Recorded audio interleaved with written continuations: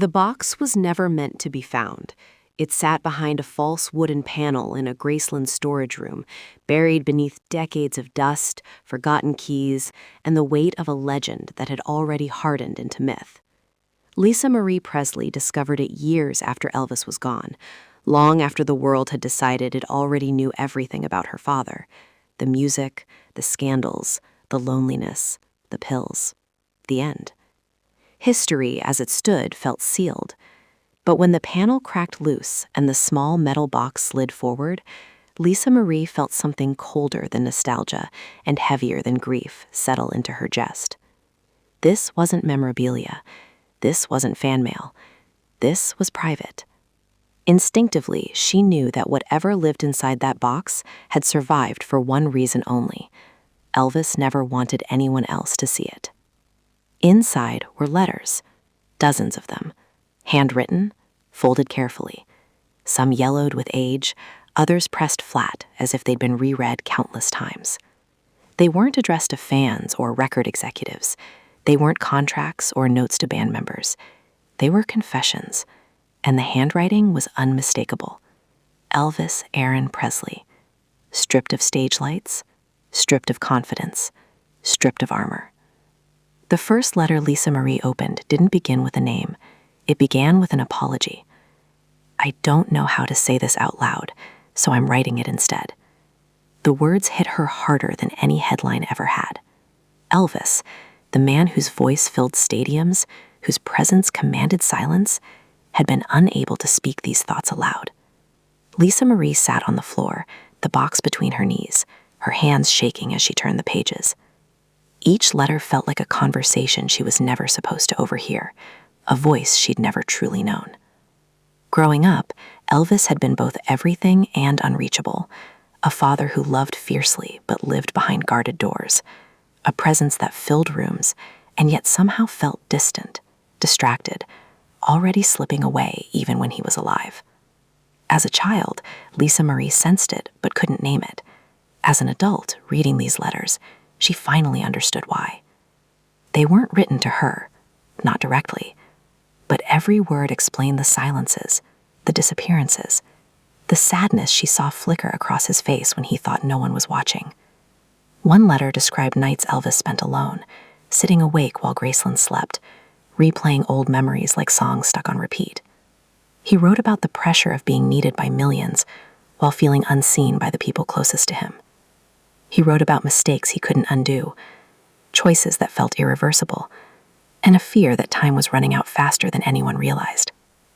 This wasn't the confident king of rock and roll the world celebrated. This was a man haunted by his own image. Another letter hinted at something deeper, something Lisa Marie wasn't prepared for.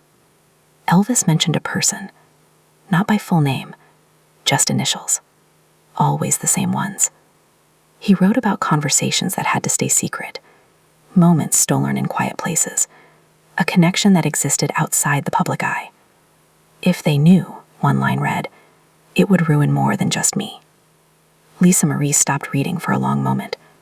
Her heart raced, not with excitement, but with dread. This wasn't just about fame. This wasn't just about privacy. This was about protection, about sacrifice, about a truth Elvis believed would destroy everything if it ever surfaced.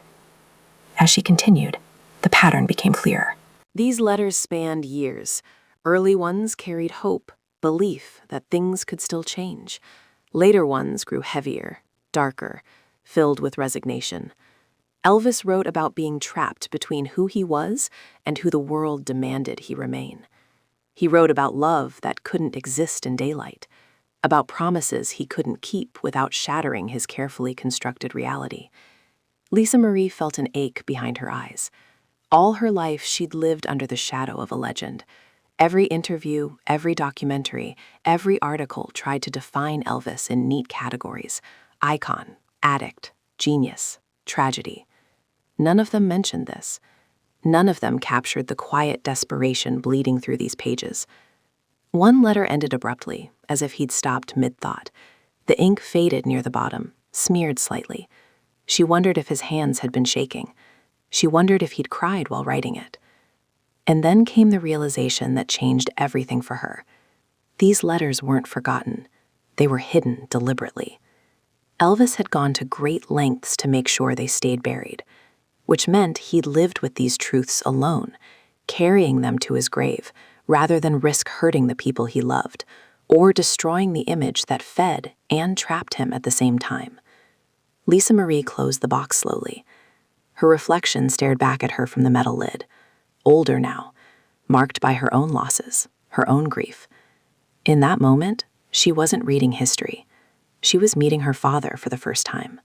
Not the performer, not the myth, but the man who wrote instead of spoke, who hid instead of confessed, who chose silence as his final act of control. She knew then that these letters changed everything. They explained the man Elvis had become, and the man he never allowed himself to be. And as the weight of that knowledge settled in, one question refused to leave her mind. If these letters ever came to light, would they finally free Elvis's truth, or destroy the last piece of him the world still loved? Lisa Marie didn't sleep that night. The letters refused to stay folded back into the box once they had been opened. They followed her through the halls of Graceland like ghosts that had finally found their voice. Every creak of the floorboards, every echo in the empty rooms, felt charged with meaning. This was the same house where Elvis once ruled like a king, surrounded by laughter, music, and endless motion. Now it felt like a confession chamber. She carried the box into her bedroom and placed it on the bed, staring at it the way someone stares at a wound they're afraid to touch again. She told herself she'd read just one more, just enough to make sense of what she'd already seen. The next letter was dated years earlier than the others, written at a time when Elvis was still riding the high of success, at least publicly. But the tone didn't match the era. There was no triumph in his words. Instead, he wrote about exhaustion, about feeling like he was playing a role that never ended. He described standing on stage, hearing the roar of thousands, and feeling strangely hollow, as if the sound was passing through him rather than reaching him. "They love what I give them," he wrote, "but they don't know me." That line cut deeper than any revelation before it. Lisa Marie remembered those concerts from a child's perspective, watching her father transformed into something almost unreal. To her, he was larger than life. To himself, he was shrinking. As she continued reading, the letters began to map a private timeline that ran parallel to the public one. While the world saw comebacks and chart-topping records, Elvis wrote about fear. Fear of disappointing people. Fear of becoming obsolete. Fear that the man he used to be was slipping further away each year. He spoke about doctors, about pills that were supposed to help him rest, but instead blurred his days together. He insisted he was in control, yet the words betrayed doubt. Again and again he returned to the same theme. He was tired of being watched. Then came the letters about the secret. They weren't dramatic, they weren't romanticized. If anything, they were cautious, restrained, as if even the page itself could betray him. Elvis wrote about conversations held in hushed tones, about phone calls made at odd hours, about the relief of being seen without expectations attached. Whoever this person was, they represented a version of Elvis that didn't have to perform. "With you," he wrote in one letter, "I don't have to be anything else." Lisa Marie paused there, pressing the paper flat with her palm, as if it might flutter away. The realization crept in slowly, and then all at once. This wasn't a fling. This wasn't a passing distraction. This was a lifeline. And it was a lifeline Elvis believed he could never openly hold on to. One letter revealed the cost of that decision. Elvis wrote about choosing the image over the truth, about believing the world needed the king more than it needed the man. He admitted he didn't know how to exist without the myth anymore. Fame, once a dream, had become a cage. He described moments when he considered walking away from everything, disappearing into anonymity, but then imagined the fallout.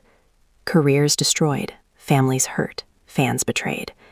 "It's easier," he wrote, "to disappear slowly than all at once." Lisa Marie felt her throat tighten. She had lived through that slow disappearance. She had watched the light in her father dim year by year, without understanding why. These letters filled in the gaps no one ever talked about. They explained the distance, the mood swings, the nights when Elvis locked himself away. The public narrative blamed excess, weakness, addiction. The letter suggested something more complex. A man suffocating under expectations he helped create and couldn't escape. As the night deepened, Lisa Marie reached a letter that unsettled her more than the rest. It was written not long before Elvis's death. The handwriting was uneven, the sentences shorter, fractured. He wrote about time slipping through his fingers, about knowing he was running out of chances. He didn't mention death directly, but it hovered between the lines.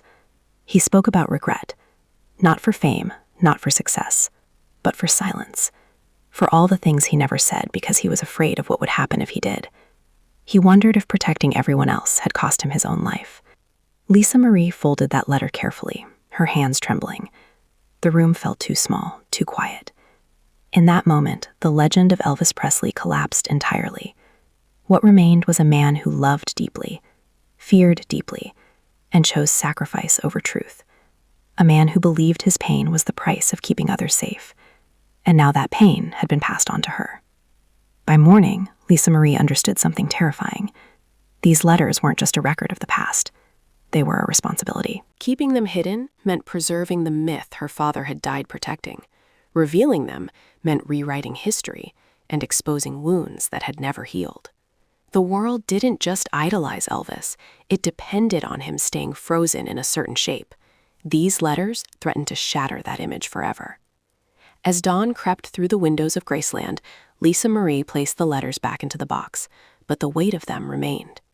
She realized her father's greatest secret wasn't the relationship or the fear or even the regret. It was the fact that he believed silence was love. And now she had to decide whether to honor that belief or finally break it. Days passed, but the letters refused to fade into memory. Lisa Marie carried them with her in a way that felt physical, like an extra weight pressing against her chest. Every room in Graceland seemed altered now, as if the house itself had absorbed the truths her father had buried. The laughter she remembered from childhood felt distant, almost staged, like echoes from a life rehearsed for the world. She began reading the letters again, not in order this time, but instinctively, letting emotion guide her hands. That was when she noticed something she'd missed before. The gaps. Entire stretches of time where there were no letters at all. Months, sometimes years. Those absences spoke louder than the words.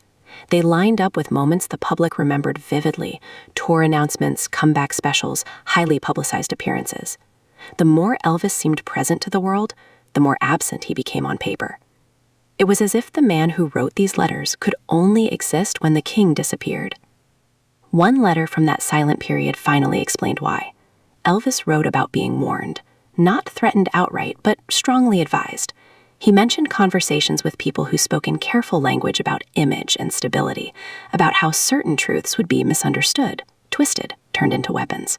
He didn't name who said these things, but Lisa Marie could hear their voices anyway. Managers, advisors, people whose livelihoods depended on Elvis staying exactly as he was. He wrote that he understood their fear, but he resented how easily his own life became a negotiation. They talk about risk, he wrote, like I'm not the one paying for it. The letters grew more guarded after that. Shorter, less revealing. He wrote as if someone might read over his shoulder, even though no one ever did.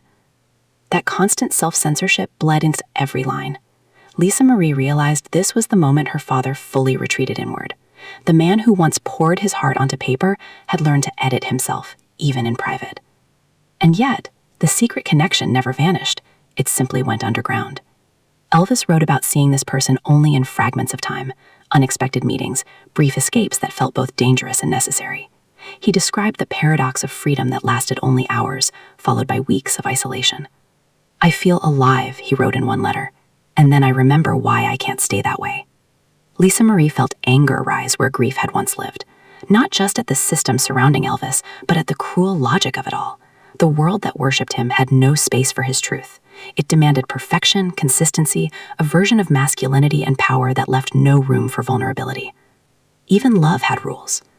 The letters hinted at how deeply that pressure shaped his choices. Direct narration. Elvis began measuring every emotion by its potential consequences. Happiness became dangerous. Honesty became reckless. Cameras, shaking hands, signing autographs, all while feeling completely detached from his body. "I watch myself from the outside," he wrote, "like I'm already gone." Lisa Marie stared at that line for a long time. It explained so much: the vacant look in his eyes in later photos, the sense that he was performing even in private moments. He wasn't just exhausted, he was dissociating, living half a life because the full one wasn't allowed. As she read further, the tone shifted again. There was anger now. Not explosive, but simmering. Elvis wrote about resenting the very myth he helped create. He questioned whether the sacrifices had been worth it, whether protecting everyone else had cost him the chance to protect himself. He wrote about feeling trapped in time, forever expected to be the man he was at 25. "They don't let you grow old," he wrote. "They just let you fade." That line stayed with Lisa Marie. It felt prophetic. She reached the final group of letters, the ones written closest to the end. These were the hardest to read. The handwriting wavered, the sentences fractured by pauses and corrections. Elvis wrote about his body betraying him, about mornings that felt heavier than nights. He didn't frame it as illness, he framed it as erosion. Piece by piece, the life he knew was slipping away. And still, the secret remained. In one of the last letters, Elvis admitted he considered telling the truth. Just once. He imagined sitting across from the people he loved and finally saying everything he'd held back. But the vision collapsed under its own weight. He imagined headlines, backlash, ridicule, and worse, silence from those who couldn't understand. "I don't know how to be brave," he wrote, "without destroying something." Lisa Marie closed her eyes. Her father had mistaken endurance for courage. He had believed suffering quietly was the same as being strong. And now she was left holding the aftermath of that belief. The letters ended without resolution. No confession, no release, just silence. Lisa Marie placed the final letter back into the box, her hand steady now, her resolve forming. She understood that these pages weren't just evidence of what Elvis hid. They were proof of what the world took from him. The myth of Elvis Presley was built on restraint, denial, and sacrifice. And for the first time, Lisa Marie questioned whether preserving that myth was an act of love or the final injustice done to a man who had already given everything. The decision didn't come all at once. It crept in slowly, settling into Lisa Marie's thoughts the way grief does, quiet, persistent, impossible to ignore. She didn't rush to tell anyone about the letters, not lawyers, not historians, not even the people closest to her. Some truths need time to breathe before they can survive the outside world. She kept the box hidden, returning to it in moments when the noise of expectation grew too loud. Each time she opened it, she felt the same pull between loyalty and honesty. Her father had chosen silence because he believed it was protection, but silence had not saved him. That much was clear now. As weeks turned into months, Lisa Marie began to notice how often the public narrative resurfaced without question. Documentaries replayed the same footage, biographies repeated the same explanations. Elvis was reduced to a familiar arc: meteoric rise, excess, tragic fall. None of it captured the interior life she now knew so intimately. The letters exposed a man who wasn't undone by indulgence alone, but by the constant pressure to deny parts of himself. That realization changed the way she listened to his music. Songs she'd heard her entire life suddenly sounded different. The longing felt sharper. The sadness felt intentional. It was as if Elvis had been speaking in code all along, pouring into his voice what he couldn't allow himself to say in life. Lisa Marie wondered how many fans sensed it without understanding why. One afternoon, she brought the letters out again and spread them across the table, arranging them by date. Seeing them together made something painfully clear. The more Elvis tried to conform, the more fragmented he became. Periods of intense public activity were followed by emotional collapse. Moments of connection were followed by isolation. The pattern wasn't random. It was the cost of living a divided life. And at the center of it all was fear, not of exposure, but of losing love. Elvis believed that being fully known would make him unlovable. That belief haunted every page. Lisa Marie recognized it because she had inherited it in her own way. Fame had taught her the same lesson early on: privacy equals survival. But now she saw the lie embedded in that logic. Privacy can protect, but it can also suffocate. Her father's letters were proof. They weren't dramatic cries for help. They were controlled, careful, restrained. Elvis had been managing his pain the same way he managed his image, by keeping it contained. The tragedy wasn't that he had secrets. It was that he believed he had no right to speak them. At some point, Lisa Marie stopped asking whether the world deserved to know. She began asking whether her father deserved to be understood. That question reframed everything. Protecting the myth meant continuing the silence that had isolated him. Challenging it meant risking criticism, misinterpretation, and backlash. But it also meant giving Elvis something he never allowed himself: complexity, humanity, truth without performance. She imagined how he might react. Fear first. Anger, maybe. But beneath that, she sensed relief. The letter suggested a man exhausted by carrying his truth alone. Maybe he had hidden them not because he wanted them erased, but because he couldn't bear to be the one to release them. That burden, intentionally or not, had been passed to her. Lisa Marie realized she wasn't just her father's daughter in this moment. She was his witness, the keeper of a story that had never been told correctly. And with that role came responsibility, not to sensationalize, not to exploit, but to contextualize, to let the letters speak without forcing them into a narrative the world already expected. She decided that if the truth ever emerged, it would be on her terms, carefully, gradually, without reducing her father to another headline. The letters would not be used to tear down Elvis Presley. They would be used to understand him. That distinction mattered. One evening, as she sealed the box again, Lisa Marie felt something shift inside her. The fear that once surrounded the letters had softened into resolve. She couldn't undo her father's choices. She couldn't rewrite his life. But she could challenge the silence that followed it. The world had spent decades consuming Elvis as an icon. Maybe it was time to confront the man beneath the crown. And if doing so unsettled the legend, maybe that discomfort was long overdue. Because for the first time, Lisa Marie understood that preserving a myth at the expense of truth wasn't loyalty. It was continuation of the very prison Prefer had never escaped. The moment Lisa Marie finally spoke about the letters, it wasn't loud. There was no dramatic announcement, no carefully staged reveal. It happened quietly, in a conversation she hadn't planned to have, when someone asked her a simple question she could no longer answer with silence. For years, she had protected her father's legacy the way it had been handed to her, sealed, polished, incomplete. But the weight of that protection had become heavier than the risk of truth. When the first fragments surfaced, they didn't arrive as scandal. They arrived as confusion. Historians questioned authenticity. Fans argued over interpretation. Some dismissed the letters as misreadings of a troubled man. Others felt something shift inside them as they recognized a familiar ache threaded through Elvis's words. Lisa Marie watched it unfold from a distance, resisting the urge to intervene too quickly. She knew that once the story escaped her control, it would be reshaped by every perspective that touched it. What surprised her wasn't the outrage she'd feared, but the relief. Messages began to appear from people who had loved Elvis for decades. They spoke about finally feeling closer to him, about hearing their own private struggles reflected in his hidden words. The myth hadn't shattered. It had cracked just enough to let something human through. Still, the backlash came. There were those who accused her of betrayal, of rewriting history, of projecting modern interpretations on a man who lived in a different time. Lisa Marie absorbed those criticisms in silence. She understood them better than anyone. Her father had lived his life negotiating public comfort. Challenging that comfort was never going to be painless. But she refused to let fear dictate the story again. The letters had already endured decades of darkness. They deserved light, even if it was harsh. As more context emerged, the narrative shifted. Experts began speaking less about excess and more about isolation, less about downfall and more about fragmentation. The letters reframed Elvis's final years not as a loss of control, but as the slow erosion of a man who had been denying himself for too long. They revealed how deeply he internalized the expectations placed upon him, how often he chose duty over desire, silence over honesty.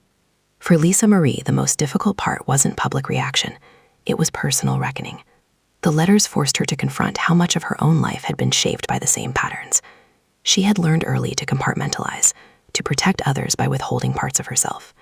Reading her father's words felt like looking into a future she had narrowly escaped, or perhaps hadn't escaped at all. The difference was that she still had time. Elvis hadn't believed he did. In one of the final letters, now widely discussed, Elvis wrote about legacy, not in terms of music or fame, but in terms of what remained unsaid. Maybe, he wrote, Someone else will finish the sentence for me. Lisa Marie returned to that line often. It no longer felt accidental. It felt intentional, almost prophetic. Her father hadn't been ready to speak, but he had prepared the possibility that someone else might. By preserving the letters, by hiding them rather than destroying them, he had left a door unlocked. The truth was never erased. It was postponed. As the years passed, the letters settled into history differently than anyone expected. They didn't dominate the narrative. They complicated it. Elvis Presley remained a cultural icon, but now he was also acknowledged as a man who struggled under the weight of his own legend. That shift didn't diminish him. It expanded him. Fans still danced to his music, still celebrated his voice, but they listened differently. They heard longing where they once heard confidence. They heard restraint where they once heard power. Lisa Marie found peace not in closure, but in alignment. For the first time, her private understanding of her father matched the public one, even if imperfectly. The letters hadn't given her answers. They had given her honesty. And honesty, she learned, doesn't resolve pain. It reframes it. It allows grief to coexist with understanding. As time went on, the box no longer felt like a burden. It felt like a bridge. Between past and present. Between myth and man. Between a father who couldn't speak and a daughter who finally could. Lisa Marie didn't believe the letters told the whole truth. No letters ever do. But they told enough to change the conversation, to soften the edges of a legend that had been sharpened by decades of simplification. In the end, that was their power. They didn't expose Elvis. They revealed him, and in doing so, they offered something rare in the world of icons, permission to be human. With time, the noise faded, the debates slowed, the headlines moved on, and the letters settled into their quiet place in history. What remained wasn't controversy, but a deeper understanding that refused to disappear. Lisa Marie felt it most when the crowds were gone, when the house was still, and Graceland returned to what it had always been beneath the spectacle, a home shaped by echoes. The letters no longer felt like secrets. They felt like conversations finally completed. She began to see her father everywhere, not as the king frozen in time, but as the man who had once sat alone, pen in hand, choosing words because speaking them felt impossible. That image stayed with her more than any stage performance ever could. Elvis had lived in a world that rewarded silence and punished deviation. He learned early that love from the public came with conditions, and he spent the rest of his life trying not to violate them. The letters made that painfully clear. They showed a man who believed his worth depended on restraint, on never letting the wrong truth slip into the light. And yet, even in silence, he had found a way to leave himself behind. Not in songs alone, but in ink. Lisa Marie realized that was his quiet rebellion. He couldn't live freely, but he could write honestly. That understanding changed her grief. She stopped mourning the father she wished she'd had, and began honoring the one he was. A man who loved deeply but cautiously, who feared exposure but longed for connection, who chose sacrifice not because he was weak, but because he believed it was the price of protecting others. The world had called him tragic. The letters suggested something more complicated, a man who endured. As years passed, new generations discovered Elvis without the same rigid expectations. They approached his story with curiosity rather than certainty. The letters became part of that evolving picture, not as scandalous artifacts, but as human documents. They taught something subtle but powerful, that even the most idolized figures are shaped by fear, and that silence, when chosen too often, can become a prison. Lisa Marie carried that lesson forward. She spoke more openly about loss, about complexity, about the danger of reducing people to symbols. In doing so, she broke a cycle her father never could. The truth didn't destroy his legacy. It deepened it. Elvis remained extraordinary, but now his humanity stood beside his brilliance instead of being buried beneath it. In the end, the greatest secret Elvis hid wasn't a relationship, or a name, or a single forbidden truth. It was his belief that the world couldn't love him if it truly knew him. The letters proved otherwise. They showed that understanding doesn't weaken admiration, it strengthens it. And as Lisa Marie looked back on her father's life, she no longer saw a man defined by what he lost, but by what he left behind. Not just music, not just fame, but proof that even in silence, the truth waits patiently to be heard.